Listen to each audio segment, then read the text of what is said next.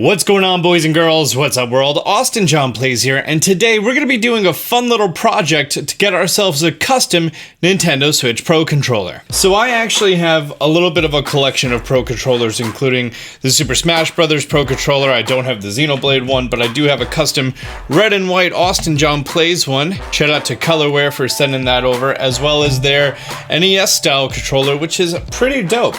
However, I do have these two regular ones that I've picked up throughout my journeys, mostly because I wanted to have four and then can't say no to the Super Smash Bros. One. And then I picked up this extremely generically boxed replacement housing shell for the Nintendo Switch Pro controller in the theme of Eevee and Pikachu. And I thought to myself, yeah, that'd be great. When Let's Go Pikachu and Eevee comes out, I'll have this really dope Pro controller that I can play the game with, and then, it doesn't support that. So that's why I didn't make this video sooner. Now, in the past, I made a video replacing the Joy-Con shells with Atomic Purple. What? You've never seen my Atomic Purple Joy-Cons? Here they are, and while they do look really awesome, I definitely do not recommend anyone who has little to no experience to do this, because well, I broke one of them, and then I had to get it swapped out, and then I had to go to Best Buy and buy a right Joy-Con. Yes, I'm one of the few people in the world who bought a solo Joy-Con, so I assume that the Pro controller is going to be a lot easier. And if you want to do this at home, you probably can. Much simpler than these boys were. I'm actually really excited for the Switch Lite, as it's an all-in-one to just be able to take it apart and swap the shell out that way. So we're gonna be taking this Pro controller and we're gonna be making it into this custom Let's Go Pikachu and Eevee Pro controller. I just realized now that the Pro controller has no external screws. Oh, there they are. They're in the feetsies. Oh, so nice of them. It's made in China. As if we couldn't figure that out on our own by this premium packaging. There's no instructions, but there are instructions to get yourself a free extended warranty and a $2 Amazon gift card. That is premium right there. There's instructions on leaving reviews, but not on replacing the shell. Nice. So we have the front half of the shell, the rear half of the shell. You could even see the decals. We'll zoom on those in a bit. We have each of the side hands, which is a Pikachu one and an Eevee one, and also 4 multicolored buttons that we can replace it with. Neatos. I don't know why they did the red, green, blue, yellow buttons for the Eevee Pikachu Pro controller. Like on the Eevee Pikachu Joy-Cons, which it's clearly modeled after, they're still just black buttons.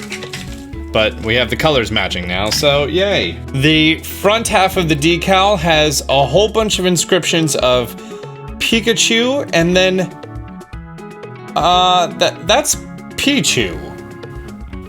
That one right there, that's clearly Pichu. As well as that one over there. Am I going crazy? No, that's Pichu. Okay, so there's some inconsistencies, that's fine. And on the back, also just more Pikachu and Pichu. Eevee does not appear once on here. Okay, thanks, China. Let's go ahead and take out the bottom 2 screws. Those are in there snug. Snug as a bug in a rug. Now, yeah, these 2 just slide off. And then we're I mean, if I just wanted to put on the yellow and the brown now, I could and I'd be done. Like, simple as that. If you just want to replace the handles, that's 2 screws and you are all set. 4 more screws visible. Now, something that's kind of unique about the Pro controller is that inside each of the handles over here, this is where the HD rumble is located, which not only does that give your rumble a better feel than traditional rumble, but at the same time, it adds some weight to the controller and the handles. And a lot of people have said that the Switch Pro controller is one of the best feeling controllers they've ever held in their life, myself included. All right, with the 4th screw out, it's definitely a lot looser now, and I feel like this can just pop off. There we go. And here we have access to the battery, so if your battery in your Pro controller ever dies, boom, there you go. Whenever working on a controller, you should always remove the battery.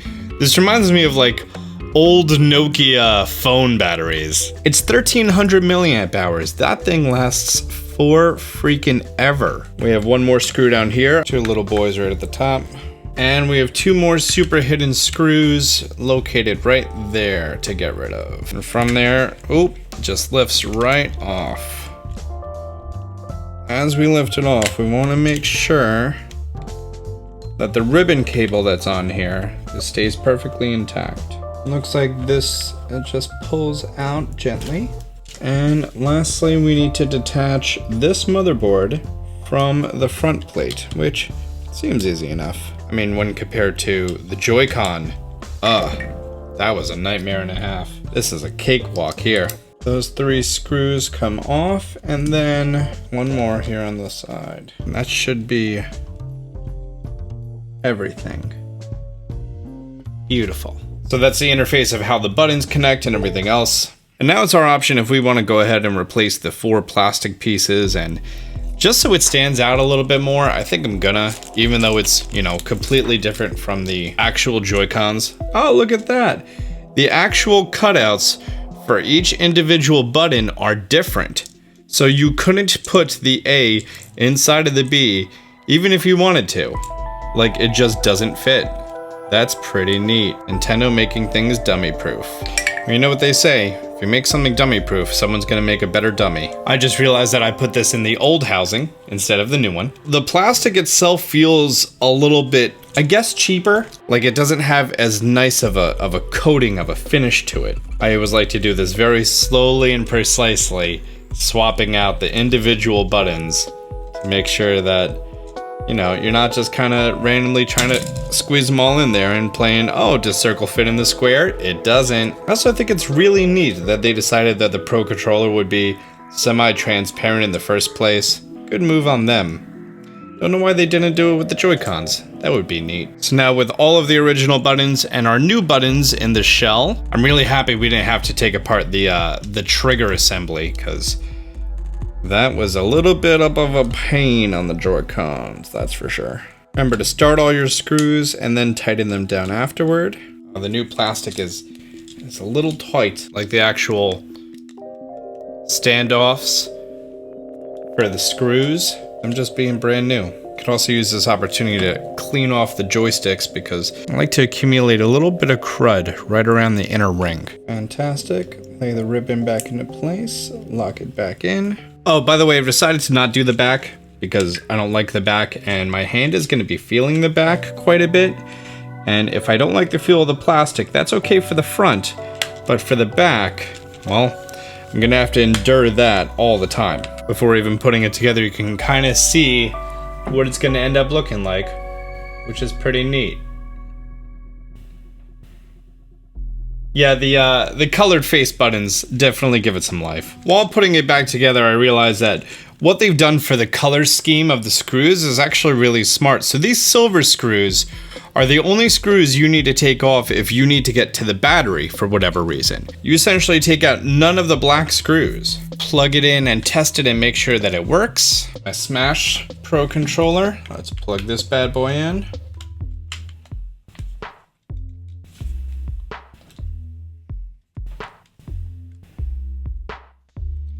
There we go. Still works. It's now this time that I can go ahead and put the rear on with our Pikachu and Pichu. Yeah, I don't know how I feel about the feel of that. I'm not too crazy about the way it feels. I'm gonna keep the original back on here. As I mentioned before, that's what you're gonna be feeling a lot. Nice firm snaps into place. Fantastic. Now we just put the legs on.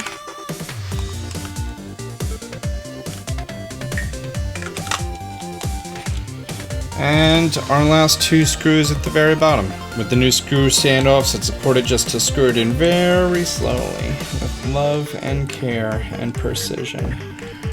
And there we go. We're all set. And that is my Pikachu Eevee Pro Controller. It definitely has significantly more life than the previous shell that was on there, the OEM. And yeah, it definitely reminds me of the Pikachu Eevee Joy-Cons. I wish that for the faceplate buttons, they actually ended up using this accent brown and this accent bone color. That would have been neat. With everything on, it feels nice and sturdy and durable. Go to the system settings, make sure that everything is calibrated correctly. BAYX. All the buttons seem to be working. Calibrate control sticks. Seems to be working just fine. Seems to be working just fine. All right, fantastic.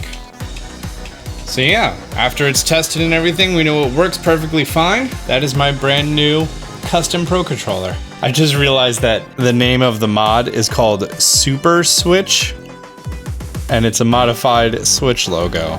This is actually gonna be resting over there next to my Pokemon stuff with the Switch because, well, it's gonna stand out a lot more and we don't have a custom controller yet. All right, guys, if this is something you wanna pick up, I'm gonna leave a link down below to Amazon for this one, as well as if I see any other cool ones that you may be interested in, I'll be sure to include those links as well. If you're new to the channel, be sure to subscribe, turn on notifications. If you enjoyed the video, be sure to hit the like button. It encourages me to make more similar to this.